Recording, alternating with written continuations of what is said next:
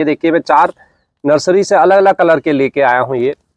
तो एक प्लांट को लगाने के लिए मैं ये लगभग 6 इंची का पॉट ले रहा हूँ। आपको बहुत गहरा इस प्रकार के पॉट नहीं लेने हैं। देखिए दूसरी इंपॉर्टेंट टिप्स ये है इसकी सॉइल मिक्स। ये बहुत इंपॉर्टेंट होता है। अगर आप इसकी सॉइल अच्छी बनाएंगे तो आपके इसमें बम्पर फ्लावरिंग होगी। 5-7 दिन तक भी आप इसको पानी नहीं देंगे तो ये आपका मरेगा नहीं।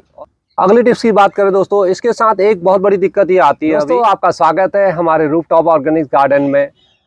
दोस्तों अब गर्मियां अपने चरम सीमा पर पहुंच रही है और धीरे धीरे टेम्परेचर 40 से 45 जाएगा और लगातार बना रहेगा। मई जून का महीना ऐसा होता है जिसमें बहुत ज़्यादा गर्मी होती है और हमारे बहुत सारे फूल अब सूखने लग जाते हैं, फ्लावरिंग बहुत कम हो जाती है।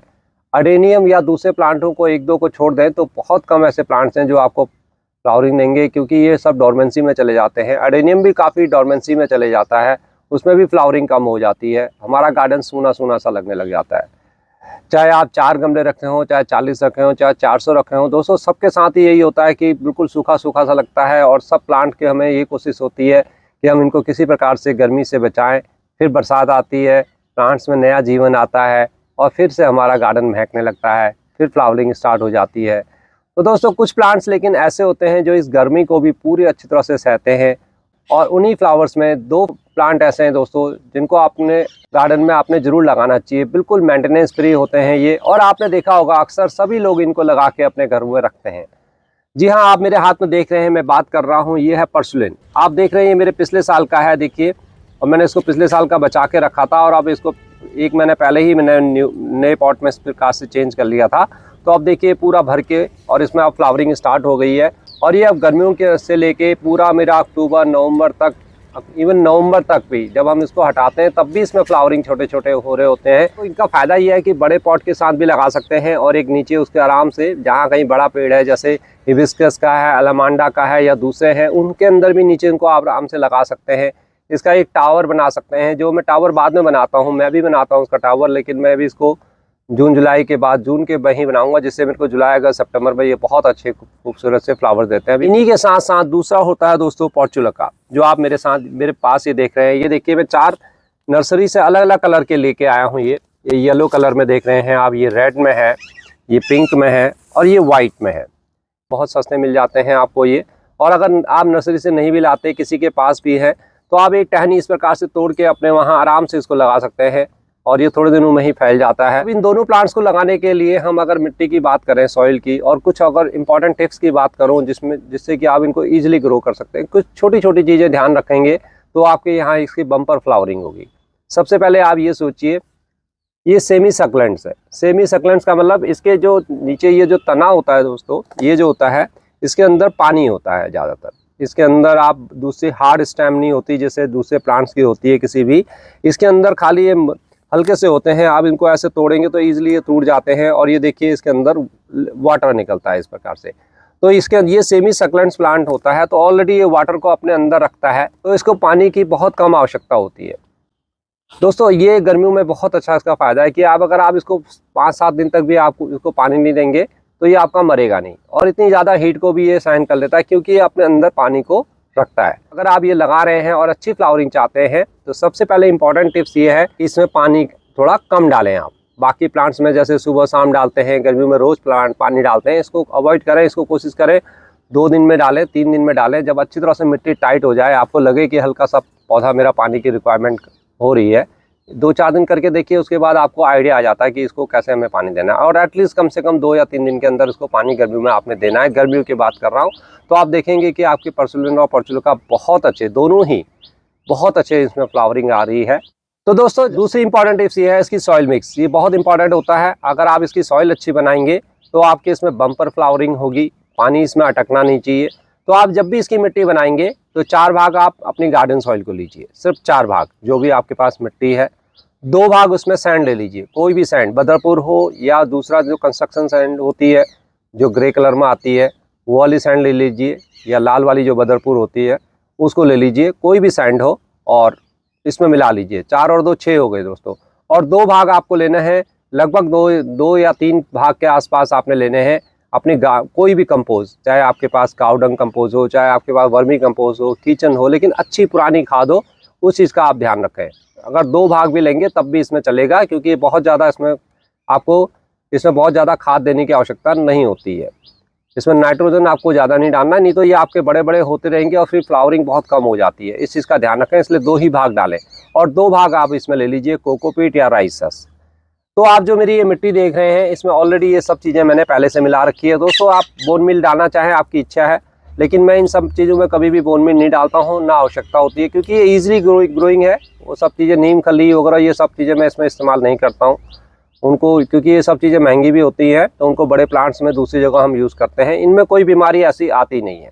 और हाँ, अब 3 से 4 घंटे की सनलाइट में आपने इसको रखना है, और दिन भर की सनलाइट में भी आप इसको रखेंगे तो ये आपका अच्छा फैलेगा और अच्छी फ्लावरिंग होगी। 9-10 बजे इसमें फ्लावरिंग आ जाती है, 3-4 बजे इसमें फ्लावरिंग सब सूखने लग जाते हैं और डेली बेसिस पर आपके फ्लावरिंग होती रहती है। तो दोस्तों अगली जो टिप्स है वो ये है कि जब भी आपकी ये फ्लावरिंग पूरी हो जाए, इस प्रकार से देखिए, यहाँ से एक फ्लावर निकलता है, एक हट जाता है। तो कभी कभी हफ्ते में, रोज़ तो आप नहीं कर सकते, ये हफ्ते में अगर समय मिले तो इस प्रकार से जो पुरानी फ्लावरिंग है इनको आपने हटा देनी है। इसको आप जितना हटाते रहेंगे उतना आप देखेंगे कि आपके अच्छी फ्लावरिंग हो रही है। ये बहुत इंपॉर्टेंट है, नहीं तो ये सीड जनरेशन की तरफ जाता है, और जब सीड इसके बनने लग जाते हैं तो फिर इसकी फ्लावरिंग धीरे धीरे कम हो जाती है। आपको लगेगा कि आप इसमें फिर खाद पर खाद डालेंगे, तो खाद ज़्यादा देने की इसमें आवश्यकता ही नहीं है। बाकी जो लिक्विड फर्टिलाइज़र कभी कभी आप दूसरे चीज़ों को, केले के छिलकों का और या दूसरा ओनियन पील वगैरह या कोई भी पोटास का बनाते हैं या कोई भी बनाते हैं, वो भी इसमें भी डाल दिया करें समय समय पर। महीने में 1 बार ही डाल दीजिए, बस बहुत है।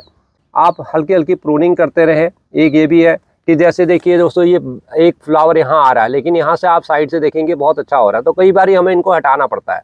तो इस प्रकार से इसको कहीं और लगा सकते हैं आप। ये देखिए, ज़्यादा लंबा ना होने दीजिए, इनको घना करिए। इसको जितना ये घना होगा उतना आपका भरा हुए फ्लावर्स आएंगे, तो उतना ही अच्छा लगेगा। तो हल्की हल्की ऊपर से आप ट्रिमिंग कह सकते हैं, प्रूनिंग मैं इसको नहीं कहूँगा। जो कमज़ोर टहनियाँ होती हैं इस प्रकार की, उनको हटाते रहें, अच्छी स्ट्रॉन्ग उनको रखिए। और इनको आप दोबारा किसी को दे भी सकते हैं, या अपने कहीं भी आसपास भी कहीं भी इनको लगा सकते हैं। ये बहुत ईजिली ग्रो हो जाते हैं, बीज से लगाने की आवश्यकता ही नहीं है इनको, आराम से इसी प्रकार से ये ग्रो हो जाते हैं। अगर आपके पास नहीं है तब आप इसको मार्केट से ले आइए। सीड्स के बजाय मैं अभी भी आपसे कहूँगा कि इसको डायरेक्ट लेके आइए, पर्सलियन, और ये सालों साल फिर आपके वहाँ चलते रहते हैं। अगली टिप्स की बात करें दोस्तों, इसके साथ एक बहुत बड़ी दिक्कत ये आती है, अभी मेरे किसी इसमें है नहीं, लेकिन आप देखेंगे तो जनरली इसमें क्या होते हैं, वीड्स निकल आते हैं। वो समय समय पर आपको निकालना होता है। अगर आप देखेंगे, आप इनको लगाएंगे तो इसमें साइड से बहुत वीड निकल आते हैं। ये देखिए, जैसे मैं आपको यहाँ दिखाऊं तो इस प्रकार से इसमें ये वीड्स निकल आती है। इनको आपने हटाते रहना है। ये वीड्स बहुत जल्दी बढ़ती रहती है और ये पूरी फैल जाती हैं अगर आप इनको हटाएंगे नहीं तो आपने इसको साफ रखना है, बिल्कुल एकदम से क्लियर रखना है। कोई भी वीड्स इसमें होने नहीं देनी है। इस चीज़ का आप विशेष रूप से ध्यान रखें। और लास्ट लेकिन इम्पॉर्टेंट, इसमें कभी कभी नीम ऑयल का स्प्रे करना, नहीं तो इसमें छोटे छोटे ना मिलीबग आ जाते हैं। मिलीबग इनके टहनियों पर रहते हैं और धीरे धीरे ऊपर चढ़ते हैं और नीचे नीचे इकट्ठा एक साथ हो जाते हैं, छोटे छोटे हो जाते हैं। फिर वो बहुत आपके प्लांट को ख़राब करते हैं। दोस्तों मेरे उसमें कहीं भी मिलीबग आपको नहीं मिलेगा, क्योंकि मैं अक्सर ज़्यादातर इनमें सब में अपने गार्डन में एक आध बारी कभी कभी स्प्रे कर देता हूँ। और वैसे भी मेरे प्लांट्स की इम्यूनिटी अच्छी है, मिलीबग वगैरह कम ही अटैक करता है यहाँ पर। तो देखिए बिल्कुल साफ़ सुथरे हैं।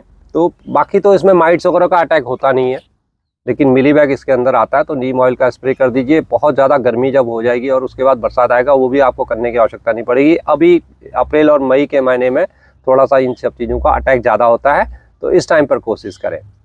तो आइए एक प्लांट को मैं आपको रिपोर्ट करके दिखाता हूँ। आई होप कि आपने ये सब इंपॉर्टेंट टिप्स ले ली होंगी। बहुत ईजी ग्रोइंग है।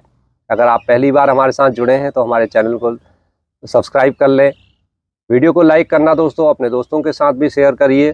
और अगर आपको कोई क्वेश्चन है, आप कुछ पूछना चाहते हैं तो कमेंट्स में आप दे सकते हैं।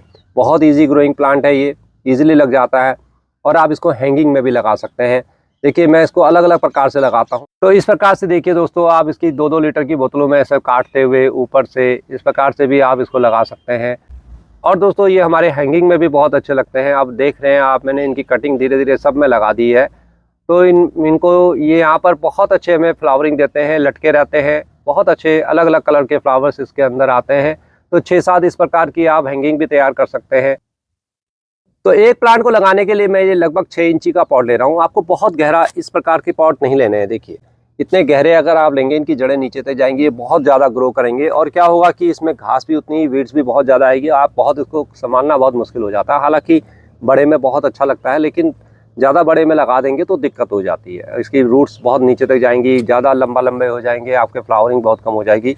तो छोटे छोटे पॉट लीजिए, आपको हैंडल करने में भी आसानी रहेगी। अब देखिए सबसे नीचे हम क्या होता है, इसमें नीचे छेदों को ढकने के लिए जी मिट्टी वगैरह बाहर न जाए, हम हमेशा अपनी सूखे पत्तों का इस्तेमाल करते हैं। और जब इनकी रूट्स नीचे चली जाती हैं तो क्या होता है कि ये खाद बन जाती है, और ये इसको न्यूट्रिशन जो है इसके लास्ट तक, यानी कि जब तक ये सितंबर अक्टूबर तक होंगे, ये पूरा इसको न्यूट्रिशन यहाँ से मिलता रहता है। और दोस्तों ये पत्ते नीचे रखने का एक बहुत बड़ा फ़ायदा ये होता है कि गर्मियों के अंदर जब बहुत ज़्यादा गर्मी वगैरह हो जाती है, इनको नीचे से ऑक्सीजन, हवा वगैरह सब मिलती रहती है, पानी इसमें स्प्रे रहता है और इनको ज़्यादा परेशानी नहीं होती है। तो किसी भी प्लांट में अगर आप लगाते हैं, ये बेस्ट मेथड है नीचे सूखे पत्ते लगाने का, वो लगाइए। तो अब हम अपनी मिट्टी को इस प्रकार से थोड़ा सा नीचे डाल देंगे, थोड़ा सा डालेंगे दोस्तों, और इसको आपने अच्छी तरह से ऐसे दबा लेना है, क्योंकि अभी नीचे पत्ते हैं, ये मिट्टी ऑलरेडी आपकी और नीचे को जाएगी। जब पत्ते गलेंगे, ऊपर से आप पानी डालेंगे तो ये लगातार हमारे पत्ते गलते रहते हैं और ये बिल्कुल बैठ जाते हैं। तो ये देखिए इस प्रकार से मैंने इसको दबाते हुए अच्छी तरह से डाल दिया है। अब मैं जैसे इनको निकालूंगा दोस्तों, एक को जैसे ये वाइट वाले को मैं निकालूंगा, ईजिली आपने इसको निकाल लेना है। और सबसे अच्छी बात क्या है कि ये जो हमारे ये नर्सरी वाली ये पौध है, ये देख रहे हैं, ये हमारे वहीं की मिट्टी है, यानी कि ये लाल मिट्टी में नहीं है जिससे हमें कोई दिक्कत हो। तो आप ये इस मिट्टी को भी अगर आप देखेंगे तो इन्होंने देखिए इसमें भी रेत वगैरह ज़्यादा मिला रखी है, बिल्कुल रेतीली रेतीली सी लग रही है, क्योंकि इसी में ही ये अच्छा ग्रो होता है। ये देखिए बिल्कुल आराम से ये टूट जा रहा है। इस प्रकार से थोड़ा साइड से निकाल लें, और इसको ये ध्यान रखना है आपने, जहाँ से ये इतना यहाँ हुआ है, यहाँ से लगे हैं, यहाँ पर आपने ज़्यादा मिट्टी नहीं रखनी है। थोड़ा सा आप नीचे से भी इसको हल्की हल्की इस प्रकार से तोड़ लें, जिससे इसकी रूट एक्सपोज हो जाए नीचे वाली मिट्टी के साथ। आपके साथ हल्की हल्की तोड़ लीजिए इस प्रकार से,